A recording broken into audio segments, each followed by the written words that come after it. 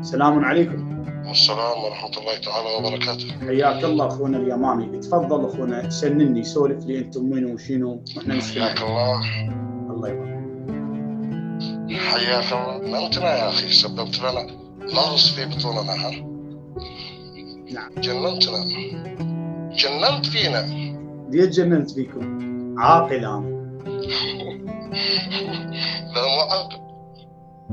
يعني تسوي. خليني أقول لك، أنت ودك تتسنن؟ يعني اذا تسنن اسمع الادله من عندكم، ما تسنن على حب الله والوطن. سنة ونص وأنا أتابعك وأتابع مناظراتك دائما، وأنا إنسان منصف، وقد سقطت كل الحجج أمامي ودست على كل التدليسات، دست عليها كلها وبعد ما اتضحت لي الحقيقة عن طريقكم، لكن معايا هاي. قال لك ايش قد متابعني انت تقريبا؟ ما يقارب سنة، الله المستعان.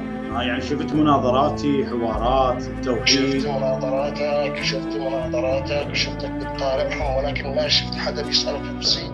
والحمد لله انحلت هذه. الحمد لله. الآن أمشي طوالي مش خايف من صاحب البقالة لا يطلبني. الآن أبحر في سبيلة النجاة إن شاء الله. هنيئا لك.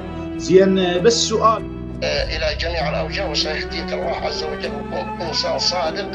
شهادتك لله أولا، لا يكون تعصبك لا لفلان لا لعمر لا لأبو بكر لا لعثمان لا لعلي ولا لغيره.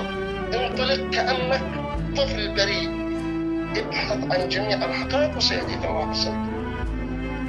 الله يبارك فيك. أنا ردتك تسنني وشيعت. ردتك تسنني. اي والله والمسامحة منك، بتشرفني والله العظيم، تشرفت والله العظيم، تشرفت بالظهور معك. يلا عليك.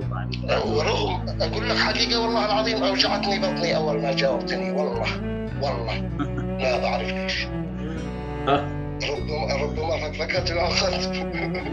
صدق وجعتك بطنك؟ أنا كلمتك في بداية الموضوع، قلت لك عن وجع البطن.